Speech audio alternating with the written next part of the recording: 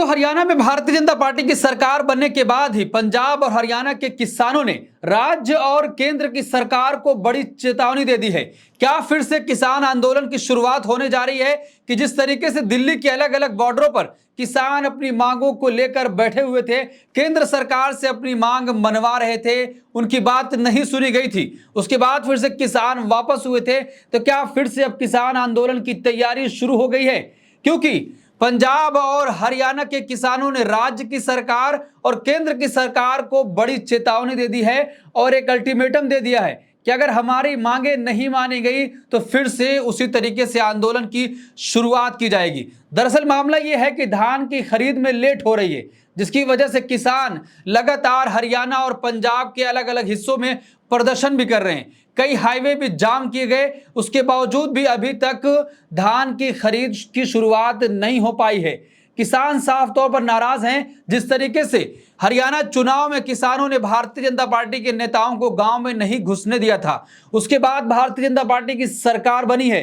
CM Nayab Singh Saini शपथ ले चुके हैं। उन्होंने कहा था कि मैं शपथ लेने से पहले ही किसानों की मांगों को सुनूंगा, उनके बारे में सोचूंगा और देश प्रदेश के युवाओं के नौकरी के लिए कोई समाधान निकालूंगा। लेकिन उनकी शपथ हो चुकी है, किसान अभी भी आंदोलन कर रहे हैं और बड़ी चेतावनी दे डाले हैं कि अगर हमारी मांगे नहीं मानी गई और धान की खरीद की शुरुआत नहीं हुई तो एक बड़े आंदोलन के लिए सरकार को भी तैयार रहना चाहिए।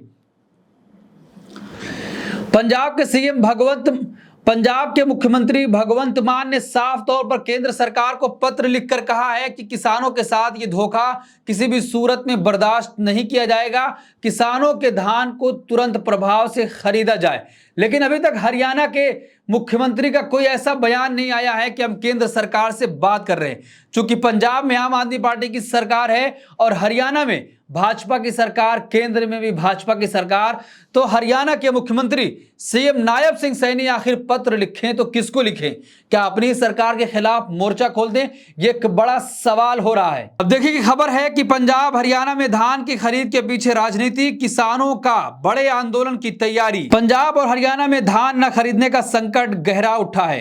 किसानों ने 51 जगहों पर विरोध प्रदर्शन जारी रखा हुआ है। इस मुद्दे के राजनीतिक रंग लेने के बीच मुख्यमंत्री भगवंत मान ने केंद्रीय गृह मंत्री अमित शाह को फोन कर उनसे फौरन दखल देने की मांग की है।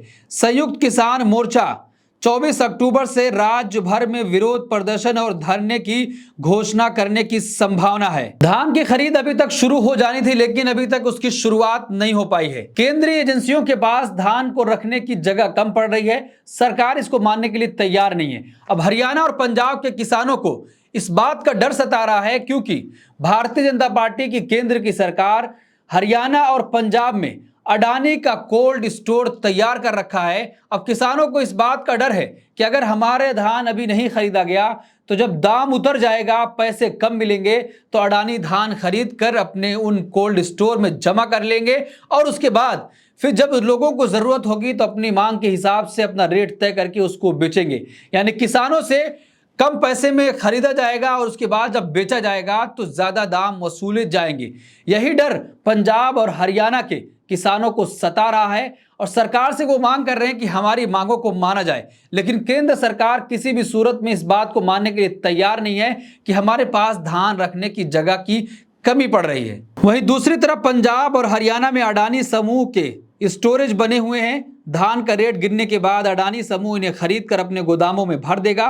पंजाब में अडानी समूह की 11 कॉरपोरेट सिलो हैं। सूत्रों का कहना है कि सीएम भगवंत मान ने समस्या का समाधान नहीं होने की स्थिति में कानून व्यवस्था का संकट खड़ा होने की स्थिति से अमित शाह को अवगत भी कराया है। देखिए, साफ तौर पर जिस तरीके से पंजाब के मुख्यमंत्री ने केंद्र सरकार को पत्र लिखकर कहा है कि धान की खरीद की जाए, लेकिन सीएम नायब सिंह सैनी ने कहा था कि अगर मैं मुख्यमंत्री बनता हूं तो अपनी पहली ही कैबिनेट में धान की खरीद पर बात करूंगा और रेट तय करूंगा। लेकिन अभी तक ऐसा कुछ भी नहीं हो पाया है। पंजाब में तो आपकी सरकार है, लेकिन हरियाणा में स्थिति अच्छी नहीं है। नायब सिंह सैनी ने अपनी पहली कैबिनेट मीटिंग में धान खरीद पर बात की थी। सरकारी प्रेस नोट में इसका उल्लेख भी किया गया था। लेकिन जमीनी हकीकत पंजाब जैसी है। हरियाणा की पैडी बेल्ट की मंडियों में धान भरा पड़ा है, लेकिन एफसीआई बहुत धीमे गति से खरीदारी कर रहा है। दरअसल हो यह रहा है कि पंजाब और हरियाणा के किसान अपने धान को मंडी तक लेकर आ रहे हैं, लेकिन मंडी के बाद जब खरीदा जाएगा तो उसमें देरी हो रही है। केंद्र की एजेंसियां उसको जल्दी से उठा नहीं पा रही हैं। पंजाब के कृषि मंत्री ने क्या कुछ कहा है और किस पर आरोप लगाया है वो भी जानने की जरूरत है। पंजाब के मंत्री हरपाल सिंह चीमा का कहना है कि पंजाब के किसान मंडियों में धान ला रहे हैं, लेकिन केंद्र सरकार ने चावल उठाने में देरी की है। हमारे मंत्री गोदाम खाली कराने के लिए केंद्र सरकार को पत्र लिख रहे हैं ताकि स्टोरेज की व्यवस्था हो सके, लेकिन केंद्र सरकार ने पंजाब के खिलाफ साजिश के तहत गोदाम खाली नहीं करवाए, क्योंकि भाजपा को पंजाब और किसानों से बहुत नफरत है। हम किसानों के हितों की रक्षा के लिए हर संभव प्रयास करेंगे। तो आप अंदाजा लगाइए कि किस तरीके से किसान जब परेशान थे तो अपनी मांगों को लेकर 3 कृषि कानून के खिलाफ दिल्ली के अलग अलग बॉर्डरों पर बैठे थे। 1 साल से ज्यादा वक्त गुजर जाने के बाद केंद्र सरकार को होश आया और फिर कृषि कानून वापस लिए गए, लेकिन एमएसपी की जो कानूनी गारंटी की बात थी वो अभी तक पूरी नहीं हो पाई है। अब धान की खरीदी का मामला सामने आया है और केंद्र सरकार पर सीधे तौर पर पंजाब की सरकार आरोप लगा रही है, हरियाणा की सरकार कुछ भी नहीं कह पा रही है। सीएम नायब सिंह सैनी बड़े बड़े वादे किए थे कि मैं शपथ लेने से पहले ही नौजवानों के रोजगार की बात करूंगा और शपथ लेने के बाद अपनी पहली मीटिंग में कैबिनेट की जब बैठक होगी तो किसान की धान की खरीदारी पर बातचीत होगी और रेट तय किए जाएंगे। लेकिन अभी तक ऐसा कुछ भी नहीं हुआ है, जिसके खिलाफ किसानों ने एक बड़े आंदोलन की चेतावनी दे दी है। जिस तरीके से किसानों को यह डर सता रहा है कि अगर अभी नहीं धान की खरीदारी हुई तो फिर जब रेट कम हो जाएंगे अडानी हमारे धान को खरीद लेगा और उसके बाद अपने स्टोरेज में जमा करके जब लोगों की जरूरत होगी तो कीमत बढ़ाकर उनको बेचा जाएगा। तो आप अंदाजा लगाइए कि किस तरीके से प्रधानमंत्री नरेंद्र मोदी अपने मित्र अडानी की मदद के लिए हमेशा तैयार रहते हैं और अलग अलग रास्ते उसके लिए अपनाए जाते हैं। इसीलिए किसान चाह रहे हैं कि ऐसा कुछ भी ना हो, हमारी मांगे पहले से मान ली जाएं। इस पूरे मामले पर आप क्या सोचते हैं, आपकी क्या राय है? कमेंट बॉक्स में अपनी राय जरूर दें और ऐसी तमाम खबरों के लिए देखते रहिए देश नीति।